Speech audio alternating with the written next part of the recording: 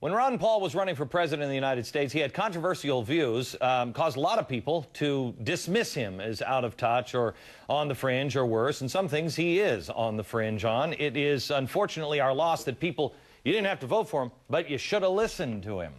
I don't agree with Ron Paul on everything, not by a long shot, but one thing I do agree with him on is the economy. And when you look back at this man's economic positions and you see the red flags that he was talking about, I mean, years ago, you've got to give credit where credit is due.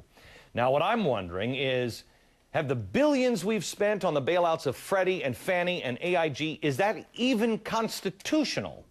The maverick himself, the actual maverick from the great state of Texas, Congressman Ron Paul. Congressman, help me out on this.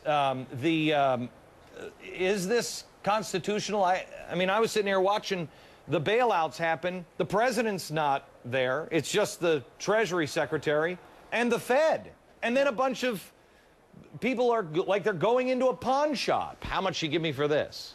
I think your suspicions are correct. It's absolutely not constitutional, but the monetary system is unconstitutional, and these problems have been building for decades. So what Treasury did and what the Fed did is unconstitutional. The constitutional role is for Congress to regulate the money and its value, and they're totally neglectful. Well, but they didn't do anything about this. They're just sitting on the sidelines, sitting on their hands. They're saying what Woodrow Wilson helped create of putting the Fed in here. That makes it constitutional. But if I read the Constitution, isn't Congress in charge of the purse strings? Only Congress can spend my money, right? That is right, and they're getting around it this way. They spent $85 billion yesterday, and they say, well, it wasn't appropriated, we just created the money. But they're stealing value from your dollar by increasing the supply of money. They devalue your currency. You pay the tax by higher prices. And the whole process of appropriation and the Congress being responsible, totally neglectful. Right now, this week, I got to thinking, Congress ought to just go home. I think they're irrelevant if they don't take upon themselves the role that they're supposed to perform. Do you think we're headed towards 1929, 1979, or a 1989-style Soviet collapse? It could be the '89 Soviet collapse. It won't be the same, but the system will have to be revamped. And how long do you think before? I mean, today is another anniversary. I had you on a couple of weeks ago, and you gave a speech, 2 years ago, and you said, this is coming, and I had you on that anniversary of that speech, and you were dead right. I think today's another one where you said in 2003, you called again for things to happen, and that's what's happening this week.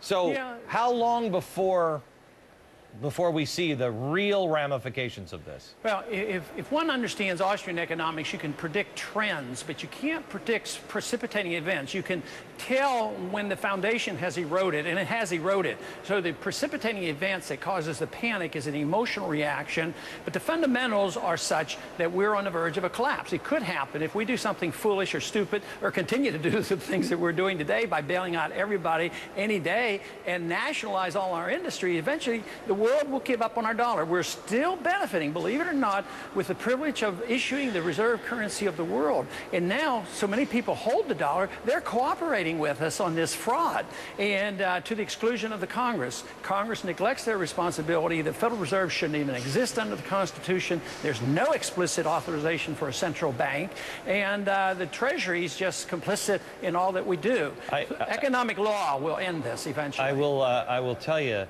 Congressman, that while I'm not a conspiracy theorist by any stretch of the imagination, I will tell you that it almost feels like we're being set up by players that, for instance, the Secretary of the Treasury right now, he worked at Goldman Sachs. He was a big guy at Goldman Sachs. All of the players, they all know each other. It's the old boy network here, and they cannot be this stupid to not see what they're doing. Well, I don't have the final answer on that because I'm bewildered by that too. You see them making a lot of money. They love the system. But I think what happens is they believe they can control it, you know, and they have this President's Working Group on Financial Markets, the plunge protection team, and they're always believing they can be bailed out. But eventually the markets are more powerful than all those who do this planning, whether it's central economic planning through banking and monetary affairs. Eventually the market rules, and this is what's happening today. The market is shouting that you've overstepped your bounds and you can't do it any longer, so it'll bring us to our knees. Congressman, the Democrats are saying this is Bush's problem, and, you know, the failed economics. The right is screaming this is Congress's problem, and the Democrats. I think it's both of their problems, but yet it's so much more than that, because this isn't seemingly getting very much attention connecting these two. Our politicians are saying one thing, but the rest of the news on TV is showing this is a global problem. This is happening all over the globe. Is that Congress's fault, too? Is that the president's fault? Did we cause it in the rest of the world? Or have the central banks done the same thing to the rest of the world? No, the seeds were planted in 1913. They really came to bloom in 1971. It was made worldwide because we have a total fiat currency created by the Bretton Woods breakdown in 71. But the world accepted the dollar as the reserve currency of the world. It literally said you can print your gold as much as you want, so everybody's in bed together. So this idea that if you think the dollar is going down in value, that you can protect yourself by going to the euro or the yen, it's not going to work. Only hard assets will protect you because prices are going up. And the world economy is global. Global economies are good when they're market-driven, but when they're driven artificially by central banks colluding. So it's not just our central bank. All the central banks talk to each other, but we in the Congress can't even audit them. We don't even know this. That we can find out more information about the CIA, which is rather secretive, than we can about the Federal Reserve. And just like the other day when they came up with these bailouts, do you think they even consulted Congress? No. Spend $85 billion, and Congress just doesn't do anything. We're nationalizing these industries, and there doesn't seem to be that much concern. Yeah. Well, there is here, Congressman. I'm going to take a quick break. We'll be back with some final thoughts with you in just a minute.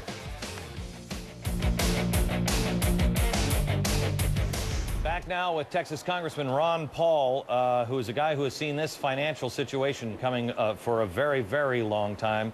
I know that you're being tracked now. Finally, the media wants to talk to you, wants to hear from you, because everything that you've been talking about is now coming to fruition. It seems to me, Congressman, that we are ending up with bigger and even more powerful banks. We're losing everything small and retaining only thing that is very big, global, and powerful.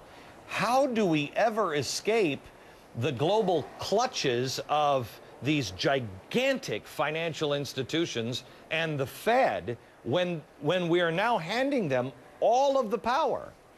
It's going to be very difficult unless we have a real serious discussion here in Washington where the mistakes were made and undo those mistakes and devise another system. It's going to continue that way, and the big guys are going to end up owning everything. You say, oh, no, it's the Federal Reserve, it's the taxpayer. But somebody's involved. Somebody's going to be controlling that. Somebody's going to be benefiting. You know, these CEOs aren't suffering. They're still getting their parachutes and their millions of dollars. So the big guys are protecting themselves. But eventually, always comes about. Monetary history shows that this type of a monetary system will not last, and eventually they have to sit down and devise a brand new system. The biggest question is, will it be in a free society or will it be in a totalitarian society? And right now, we're moving rapidly toward more government and bigger government and control by big banks and big corporations. It is very frightening. Is this, you know, I said at the beginning of the show that I said, I don't know, about a year ago, one day, America, you're going to wake up on a Monday, and by Friday, your country will not be the same. This is not necessarily how I envisioned it, because I thought people would wake up by Friday. Is this that week, Congressman? No, this is the preliminary. There'll be worse weeks to come, because the seeds have been planted. You say, what can you do to prevent the recession and the correction? You can't do anything. When you cause the problem of overinvestment, malinvestment, excessive debt, you can't solve the problem unless you do the liquidation, and that's the painful part that nobody wants to accept, and we haven't taken care of that problem. So unless we understand that and the people understand it, they won't know why we have to go through this problem. Congressman, I've only got about 10 seconds. Yes or no, has anybody in Congress come to you that wasn't necessarily on your page and said, you know what, Congressman, don't tell anybody, but you were right? More every day, but not those in leadership yet. Thank you very much.